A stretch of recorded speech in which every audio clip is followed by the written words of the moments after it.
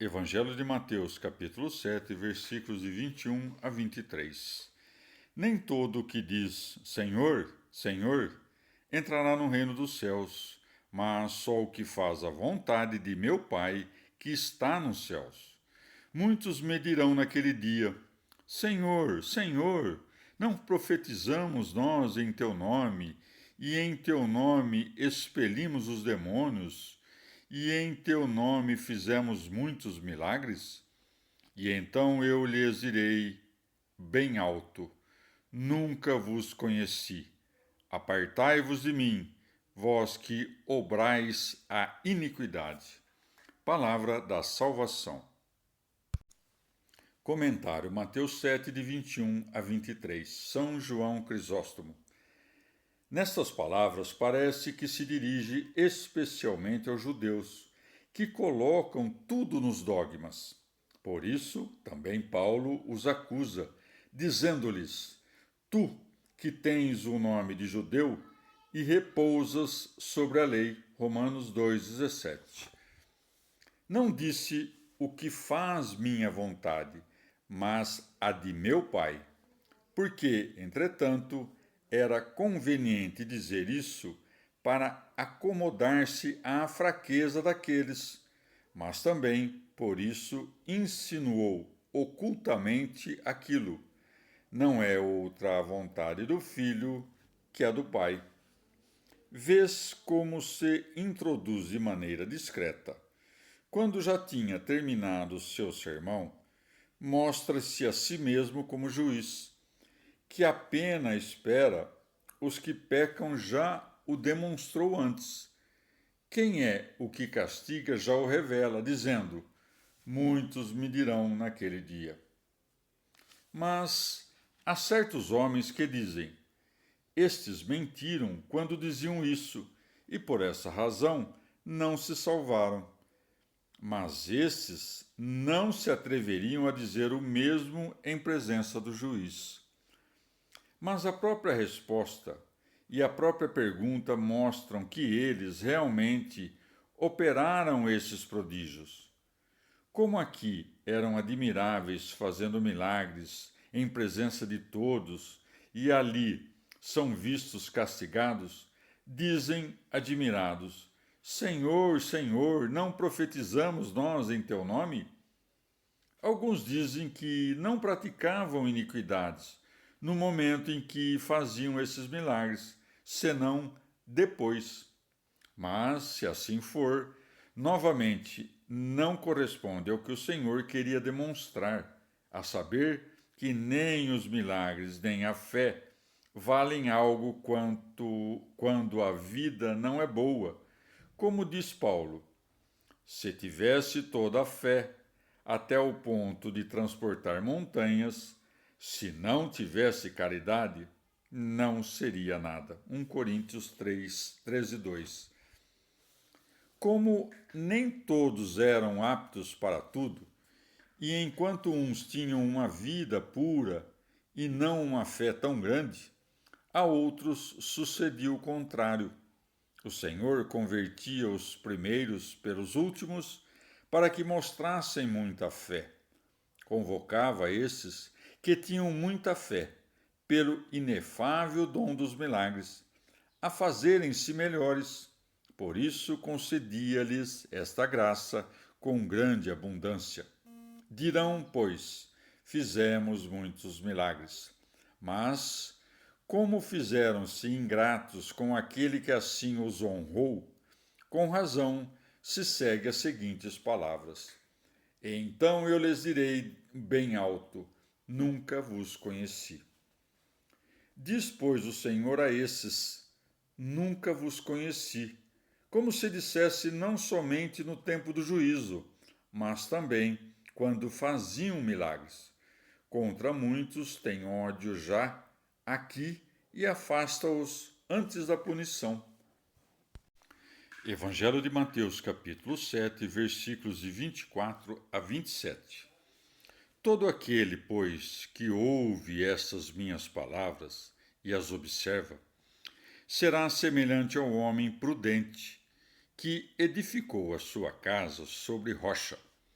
Caiu a chuva, transbordaram os rios, sopraram os ventos e investiram contra aquela casa. Mas ela não caiu, porque estava fundada sobre a rocha. Todo o que ouve essas minhas palavras e não as pratica, será semelhante a um homem insensato, que edificou a sua casa sobre a areia. Caiu a chuva, transbordaram os rios, sopraram os ventos e investiram contra aquela casa. E ela caiu, e foi grande a sua ruína. Palavra da salvação. Comentário Mateus 7, de 24 a 27. Pseudo Crisóstomo.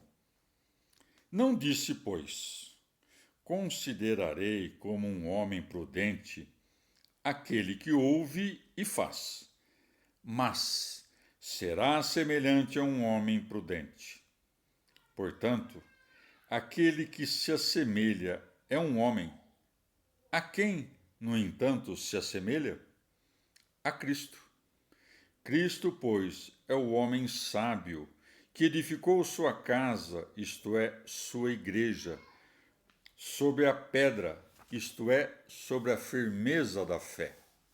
O homem insensato é o diabo, que edificou sua casa, isto é, todos os ímpios, sobre a areia, isto é, a inconstância da infidelidade, ou sobre os homens carnais, que se chamam areia devido à esterilidade, e como não estão unidos entre si, mas divididos por uma multidão de opiniões, são inumeráveis. A chuva é o ensinamento que rega o homem, e as nuvens são de onde sai a chuva. Alguns são despertados pelo Espírito Santo, como os profetas e os apóstolos, outros pelo espírito do diabo, como os hereges. Os bons ventos são os espíritos das diversas virtudes, ou os anjos, que operam de maneira invisível nos sentidos dos homens e os inclinam a operar o bem. Já os maus ventos são os espíritos imundos. Os bons rios são os evangelistas e mestres do povo. Rios maus são os homens cheios do espírito imundo e instruídos na verbosidade, como os filósofos e demais professores das ciências profanas, de cujos ventres brotam rios de águas mortas. A igreja que Cristo fundou não é corrompida pela chuva da falsa doutrina, nem impelida pelo sopro diabólico, nem comovida pelas correntes dos rios mais violentos.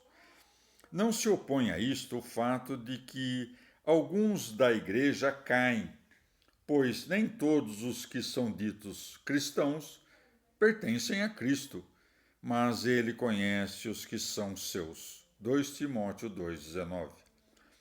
Mas contra a casa que o diabo edificou, desce a chuva da verdadeira doutrina, sopram os ventos, isto é, as graças espirituais ou os anjos, os rios, isto é, os 4 evangelistas e demais sábios, e assim caiu a casa, isto é, a gentilidade, para que o Cristo se elevasse. E grande foi sua ruína, dissolvidos foram os erros, desmascaradas as mentiras e destruídas os ídolos em todo o mundo. É, pois, semelhante a Cristo, o que ouve suas palavras e as põe em prática. E este edifica sobre a pedra, isto é, sobre Cristo, que é todo o bem, para que, sobre qualquer espécie de bem que alguém edifique, seja visto que edificou sobre Cristo.